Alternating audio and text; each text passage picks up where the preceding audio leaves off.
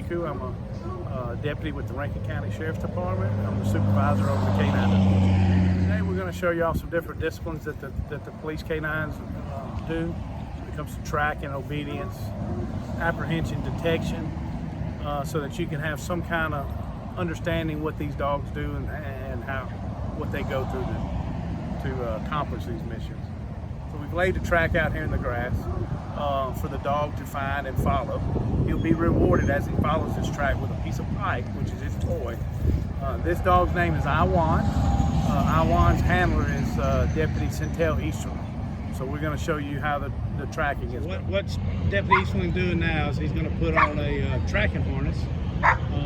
That lets the dog know what it is we want him to do with the equipment we put on him. And he'll hook him up to that. He'll put the line on the back of the harness, and it's easier for the dog to pull him, and it's not pulling his neck. As soon as he gets him ready, he's going to give him the command. You're going to see the dog's nose hit the ground, and what the dog is doing is he is following a combination of crushed vegetation, which puts off gases, and human odor.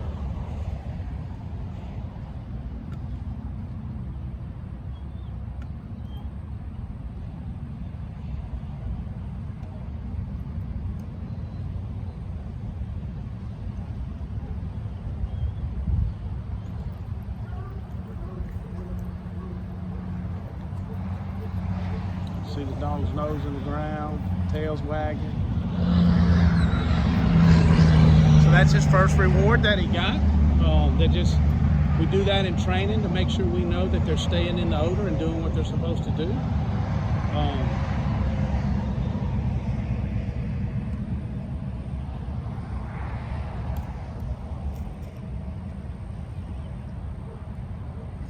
You see the dog was pulling, now he's circling because there was a turn. The dog has to figure out where the turn went, and then he goes.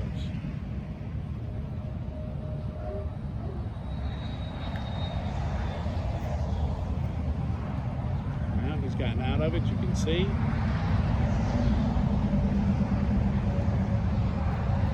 The handler knows how to read the dog when he gets back in it.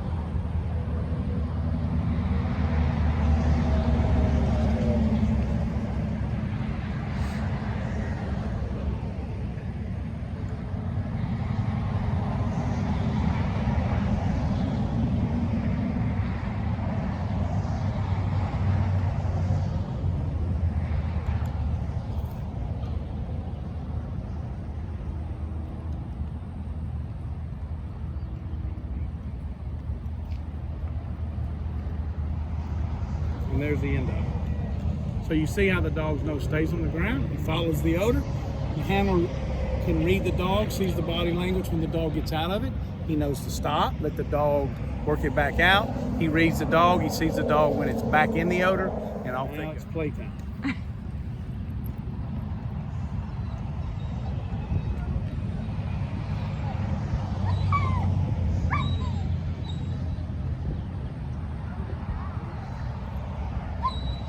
So in that particular application, the tracking, in order for the dog to get a really good foundation, probably takes us 12 to 16 weeks of teaching the dog how to do this. But keep in mind that the dog's been in training since it was born. But these applications that we do when it comes to detection, whether it's tracking or odor detection, yeah, you're looking at 12, 16 weeks before they're ready to come to the road, and then it's continuous upkeep and building. You know, teaching the dog. We put them in different situations, maybe hard surface, the roads, things that they may encounter working. We have to make sure that they're capable of doing. So this was a very, very basic foundational type track that we do when they're first starting. First it's just a straight line, then we put one turn, then we put two turns. But then we come back and, you know, teach them what we need them to know on the street. And it looked like he enjoyed it. Oh my gosh, yeah. They're always having fun. And that's the thing, people have this perception that police dogs are these mean, vicious dogs. Every one of the dogs that we have at the Rankin County Sheriff's Department is what we call sociable, can interact. The dogs do bite, but they understand the situation. So they can be. We can take them in a store or something like that and say we have a bomb threat. We need to go in and work for the airport. These dogs can do all that. Okay, so that to me, we have to be able to do that. The days of having these vicious dogs, we don't believe that. We believe that we can have an animal that can do what we need them to do and still interact with people.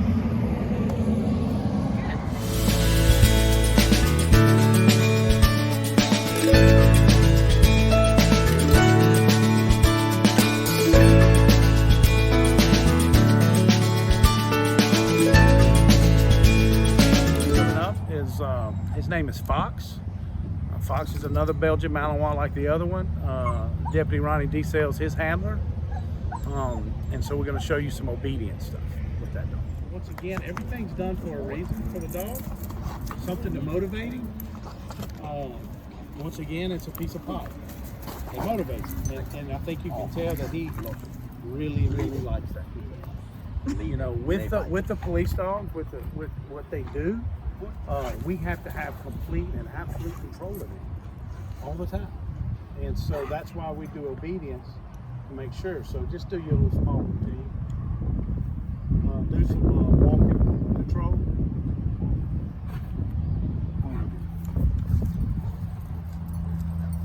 You see the intensity, the dog is in tune with his habit.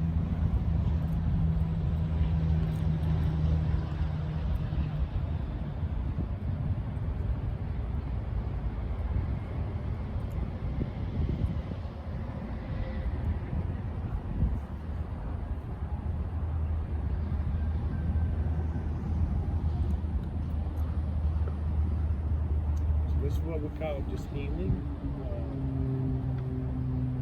Dog, if the handler's in a stress situation, you have to do this enough that it becomes second nature. When I say the command, the dog must be beside me and he must stay beside me, regardless of what's going on. So that's why I like the focus. So the dogs keep those focus on the handler. That's a must. Some people say, well, he can't see a threat. He can. He can see, you know, dogs can see better than us in certain things. You know. So he sees movement. Here. They kind of like that. Look. They like leave it. So what he's going to do now, what we call walking control. So if he's in a situation where he's moving and the dog needs to stay where he's at, we can make the dog stay however we want to, whether it's a stand, whether it's a sit, whether it's a down, whatever we want the dog to do. The dog must do that. So he's not on a leash now? No, he's not on a leash. Oh, okay. All this has to be able to be done off leash. See?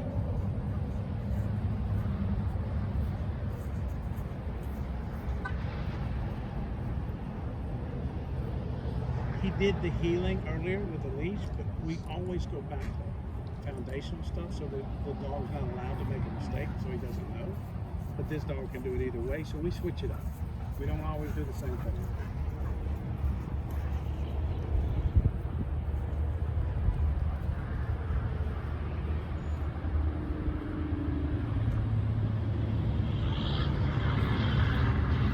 Off.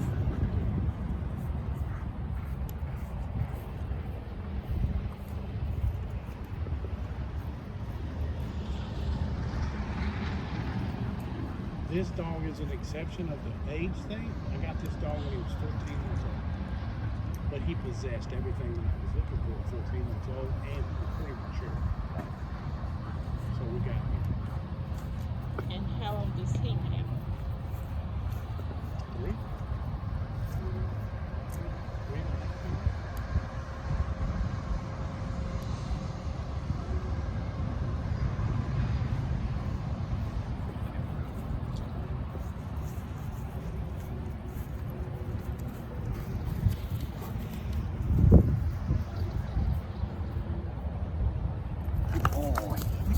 Good boy. Crazy about that. distance Too or no? fast. Good boy, Foxy. Oh, Yeah. I will take a picture of that. Good boy. Here. What? You can carry it. You can carry it.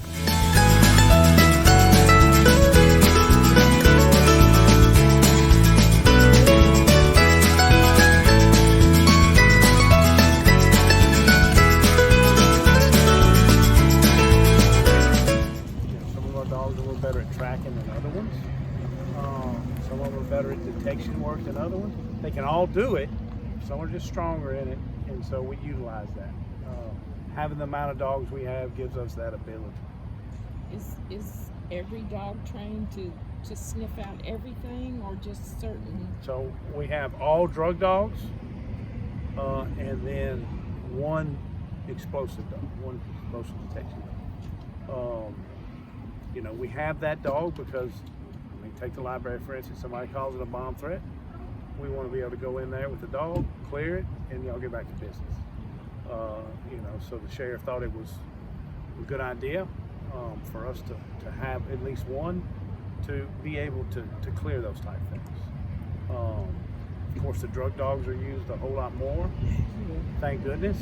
I didn't want to be looking for bombs every day. I was in Kuwait running a bomb detection unit for over a year where there were really bombs out there. So I have that experience and I understand, you know, that's pretty stressful in that. So next we'll do some apprehension work, show y'all that. And then Deputy Easterling put out just a cotton ball, just a small cotton ball with some odor. What was it?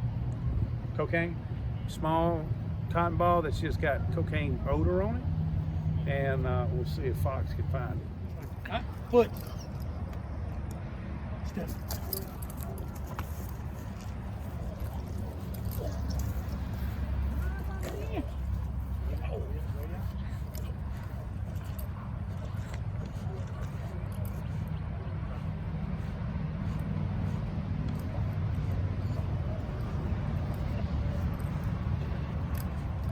Let's go.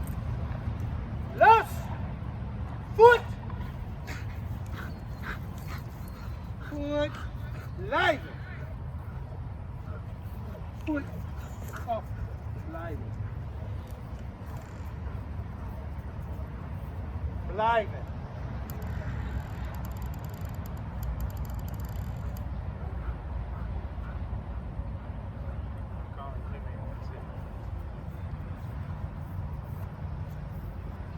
Good. Good. Eyes on your eyes.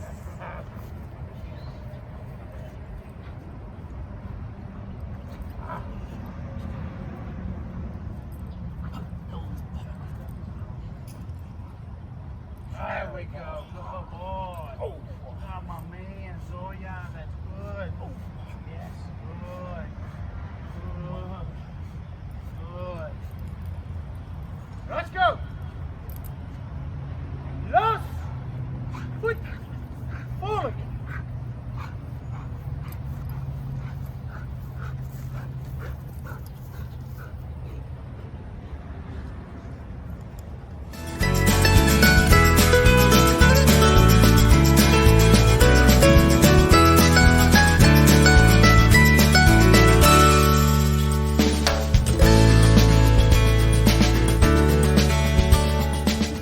Dogs to bite. It's called prey drive or defense drive. So the way I explain that is the prey drive from, you know, you take a wolf, a coyote, they chase the rabbit. When they catch the rabbit, they bite the rabbit. Okay, so that's a motivation for them to do it. And then in defense, when you see a dog that'll back in the corner, like you talked about your dog would run, that's defensive. So you back a dog in a corner, it'll bite you. Okay. So we don't want too much of either. We want a balance. And so we have to find a dog that's balanced. So the bite is actually the reward, like the rabbit is the reward. So they don't bite out of meanness. They're not vicious.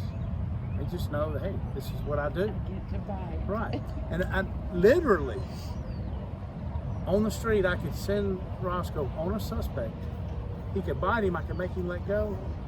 And if I wanted to, the suspect could then pet the dog. Because it's not, the dog doesn't know bad guys from good guys. There's no grudge. Yeah. They just do it out of training. You know, they know, hey, I get something out of this. And so it's not, you know, because they want to hurt somebody or whatever.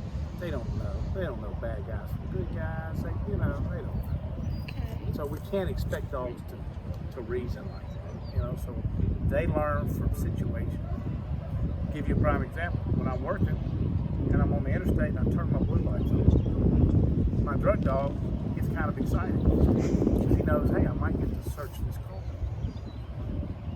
If I turn the blue lights on and I hit the siren and I'm driving fast, now he's really excited because he's thinking, okay, somebody's going to run and I get to bite him. It's situational things, right? The dogs understand Right, that, you know. right.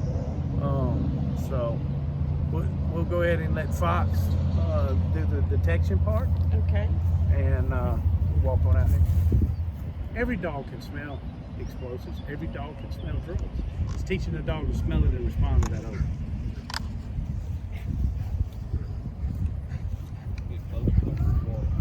Okay. So what happens is the dog's searching. When he finds the odor that we're looking for, he will sit. You know, that's how he alerts us to the odor.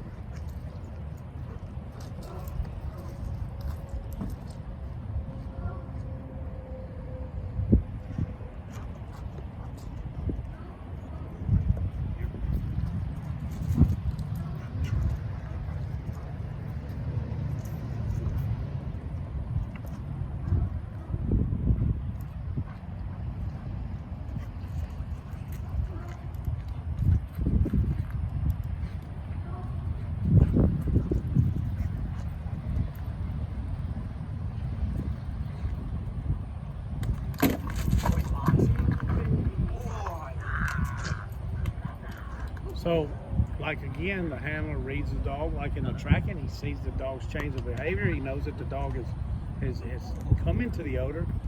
Now he has to locate the source of it. He knows the dog. He sees the change. But we work them on these flexi leads so that we can keep walking. We can keep moving. The dog gets in it, and that's what we have.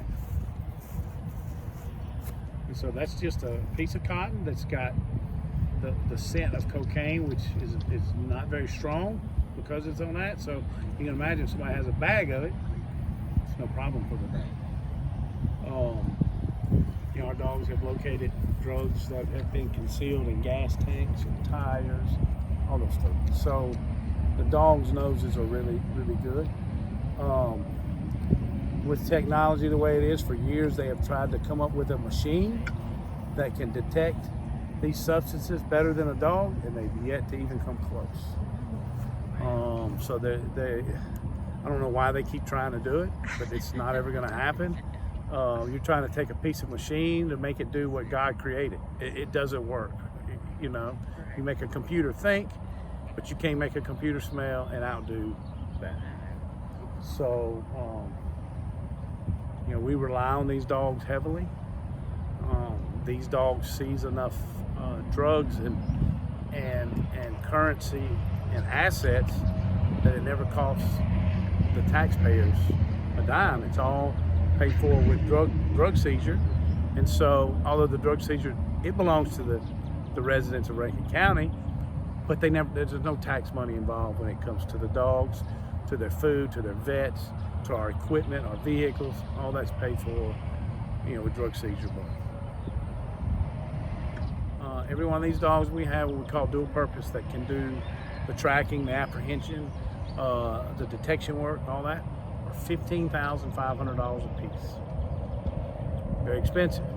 Once again, the millions of dollars that we seize more than covers that. So they are expensive. The breeds that we use here are German. We have one German Shepherd and the rest are Belgian Malinois, which is the dogs that y'all saw today. Those are typically the breeds that we use. And they usually, I like the Malinois because their longevity is better. They usually work to 10, 11, 12. German Shepherds, 8, 9, 10 if we're lucky. So it's a little bit better for the money. You know, they're around a little longer. Now, it doesn't mean that I turn down a German Shepherd, because I won't. You know, saw me working one earlier. It doesn't matter to me what breed it is, as long as the dog has the traits. But those are some of the factors. The Malinois generally are smaller, more agile. Now, Fox is not normal. He's really big, but we like the smaller dogs that can get in and out and around, under things, that kind of stuff. What do your dogs eat? So we have them on a diet that we use Victor. It's a high protein, high fat diet that they're on. But we're able to do that because they are so active. You know, if you fed just the normal dogs, the amount of protein and fat that we do, they just get fat. Kind of like me. So, but yeah, so they're on a pretty strict diet. We don't, they're not allowed any table scraps, because it's just not good for them. So we frown on that kind of stuff. But these guys like me, our wives, probably hinder us more than anything, because they want to baby them. All right, poor thing. Roscoe that you saw, I told my wife when I brought him home, look, he can be in the house, but I don't want him on the furniture, I don't want him on the bed, I don't want none of that stuff. I came home, he was in the bed with my wife, on his back, toes up. You know, because they are a working animal, and that's what they enjoy. I mean, that's all they know. And I think y'all saw today how much those dogs enjoy doing what they do. Yes. You know, it's fun for them. They love it, and they live for it. So when they retire and they go live with their handler, do they just act like normal dogs, or do they still want to go? They never will be normal dogs, because of, you know, just the traits that they have. But like Centel, he don't put no pressure on Juanis. Juanis 15 years old. Juanis probably big as that bus right now. He's fat and happy, you know, but he still wants to work. And Centel will put stuff out for him, you know, just to let him do it. Just try to keep him happy. But we like to, because although they enjoy it, it's a lot of pressure on them, you know, and so, I mean, I enjoy my job, and sometimes the pressure gets, you know, and it's the same with them, you know, the pressure gets, so you relieve all that. They retire. Just like me, I can retire, I'm not ready to retire. And when I do retire, I probably won't be ready then. I mean, I'll be ready so I don't have to come to work every day, but I'll miss it, you know, so it's the same. Thank you very much for this. This was very entertaining and informational. and of course, when we get back to normal, if you want to have, when you have the children and you want a live demonstration, we can do that too. Right. Thank you. And one thing I've learned about the children is I can go to a school and do a demonstration, and that child will never remember my name, but he will never forget that dog. You know, and it's amazing because they never forget the dog's name. So it's really fun to do.